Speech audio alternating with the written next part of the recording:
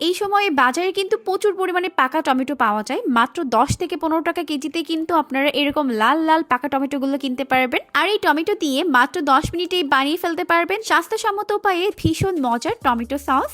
আর এভাবে একবার বানিয়ে 1 বছরের মতো সংরক্ষণ করেও খেতে পারবেন। খেতে তো দারুণ মজার হয়। আশা করছি আজকের রেসিপিটি আপনাদের কাছে অনেক অনেক বেশি ভালো লাগবে আর কাজেও আসবে। তাহলে চলুন দর্শক শুরু থেকে শুরু করা যাক। টমেটো সস তৈরি করার জন্য আমি এখানে নিয়েছি 2 কেজি পরিমাণ পাকা টমেটো। আর এই সিজনে কিন্তু খুবই সস্তায় একদম লাল টকটকে পাকা টমেটোগুলো পাওয়া যায়।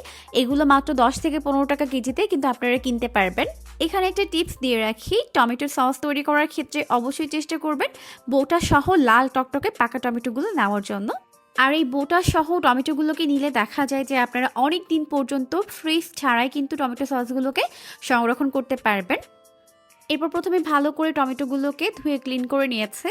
এখন আমি টমেটোগুলোকে এভাবে করে কেটে নিচ্ছি। আর আমরা যেহেতু এখানে ব্লেন্ডার ছাড়া টমেটো সস তৈরি করব, তাই চেষ্টা করবেন একটু পাতলা করে কেটে নেওয়ার জন্য। এখানে আমি 2 কেজি পরিমাণে টমেটো কেটে নিয়েছি। এখন এখানে অ্যাড করে দিব একটা পেঁয়াজ কুচি, কিছু রসুনের কোয়া, আর দিয়ে দিব কিছু আদা স্লাইস। এরপর এখন এখানে অ্যাড করে দিব শুকনা মরিচ। আমি এখানে 5-6টি শুকনা মরিচ দিয়ে দিলাম। এরপর দিয়ে দিব লবণ, 1/2 চামচ পরিমাণ লবণ দিয়ে দিচ্ছি।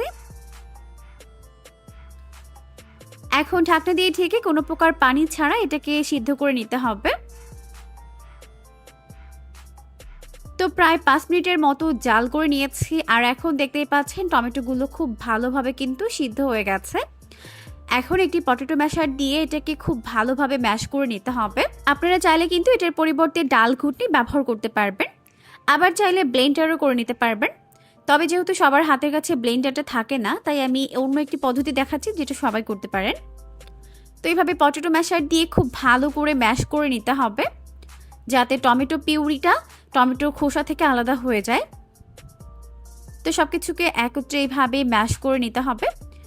আর এটা একটু সময় সাপেক্ষ ব্যাপার, একটু সময় নিয়ে কাজটা করে নিতে হবে। একটু সময় নিয়ে ভালো করে এটাকে ম্যাশ করে নেওয়ার পর এখন এটাকে ছেঁকে নিতে হবে। তার জন্য আপনারা চাইলে কিন্তু এখানে কোনো পাতলা সুতি কাপড় ব্যবহার করতে পারবেন। চাইলে এই বোলের উপরে পাতলা সুতি কাপড় দিয়ে তার উপরে টমেটো পিউরি দিয়ে ভালোভাবে ছেঁকে নিলেই কিন্তু হয়ে যাবে। তবে যাদের হাতের কাছে এরকম স্ট্রেনার রয়েছে তারা কিন্তু চাইলে এই পদ্ধতি ফলো করতে পারবেন। এইভাবে চেপে চেপে টমেটোর খোসা থেকে পিউরিগুলোকে আলাদা করে নিতে পারেন। তো এভাবে একটু সময় নিয়ে কাজটা করে নিতে হবে। আর এখন দেখতেই পাচ্ছেন টমেটোর পিউরি কিন্তু এভাবে আলাদা হয়ে যাচ্ছে। তো খুব ভালো করে এভাবে ম্যাশ করে নিচ্ছে। তো টমেটোগুলোকে এইভাবে ভালো করে ম্যাশ করে নেওয়ার পর বাকি যে টমেটোর ছোবলার অংশটা রয়েছে এটাকে কিন্তু ফেলে দিতে হবে। দেখতেই পাচ্ছেন কত সুন্দর একটা পিউরি কিন্তু আমরা পেয়ে গিয়েছি। এখন বাকি অর্ধেকটাও আমরা সেম ভাবে এভাবে পিউরি করে নিব। তো এখন দেখতেই পাচ্ছেন হয়ে গেছে সম্পূর্ণ পিউরিটা বের করে নেওয়া। এখন চলে যাচ্ছি সসটাকে তৈরি করার জন্য। তার জন্য চুলায় একটি প্যান বসিয়ে এখন এর মধ্যে টমেটো পিউরিটাকে দিয়ে দিচ্ছি। এরপর চুলার আঁচটিকে মিডিয়াম ফ্লেমে রেখে এটাকে জাল করে নিতে হবে। দেখতেই পাচ্ছেন এখন কিন্তু এটা অনেকটাই লিকুইড রয়েছে। এখন একটি বোলের মধ্যে আমি নিয়েছি 1/4 কাপ পরিমাণ ভিনেগার বা সিরকা। এখন এর মধ্যে অ্যাড করে দিব 1 টেবিল চামচ পরিমাণ কর্নফ্লাওয়ার। আর সস তৈরি করার ক্ষেত্রে এই পরিমাণটা কিন্তু অবশ্যই ঠিক রাখতে হবে, এর থেকে কমও হওয়া যাবে না আবার অনেক বেশিও হওয়া যাবে না। তো এখন খুব ভালো করে এটাকে মিশিয়ে নিচ্ছি। ভালো করে মিশিয়ে নেওয়ার পর এখন এই মিশ্রণটিকে আমরা টমেটো পিউরির মধ্যে দিয়ে দিচ্ছি। এরপর আমি এখানে অ্যাড করে দিচ্ছি 1/3 কাপ পরিমাণ চিনি। তবে আপনারা কিন্তু এখানে আপনাদের টেস্ট অনুযায়ী চিনি বাড়িয়ে বা কমিয়ে অ্যাড করতে পারবেন। এখন খুব ভালো করে এটাকে মিশিয়ে নিতে হবে। আর চুলার আঁচটিকে অবশ্যই মিডিয়াম ফ্লেমে রাখতে হবে। এখন আমি এখানে অ্যাড করে দিব 1/2 চামচ পরিমাণ চিলি ফ্লেক্স। যারা একটু ঝাল ঝাল খেতে পছন্দ করেন তারা চাইলে অ্যাড করতে পারবেন, আবার না চাইলে এটাকে বাদ দিতে পারবেন। যেহেতু প্রথমে আমরা কিছুটা পরিমাণে শুকনো মরিচ অ্যাড করেছিলাম, যার জন্য এখানে চাইলে এটাকে স্কিপ করতে পারবেন। তো এখন খুব ভালো করে সব কিছুকে মিশিয়ে জাল করে নিচ্ছে। এখন কিন্তু এটা অনেকটাই লিকুইড রয়েছে আর এটাকে জাল করে অনেকটা ঘন করে নিতে হবে। তবে খুব বেশি জাল করে আবার ঘন করে ফেলাও যাবে না।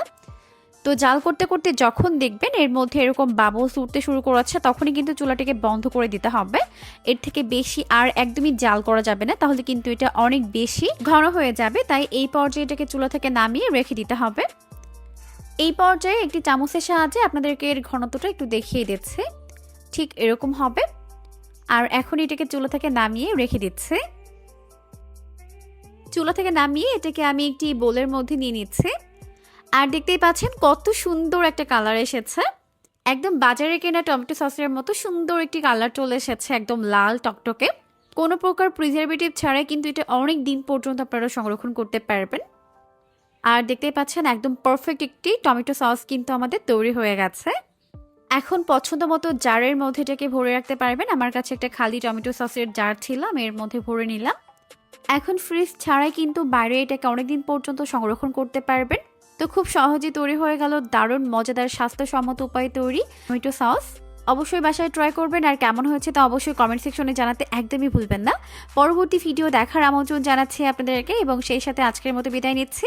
সবাই অনেক অনেক বেশি ভালো থাকবেন। আল্লাহ হাফেজ।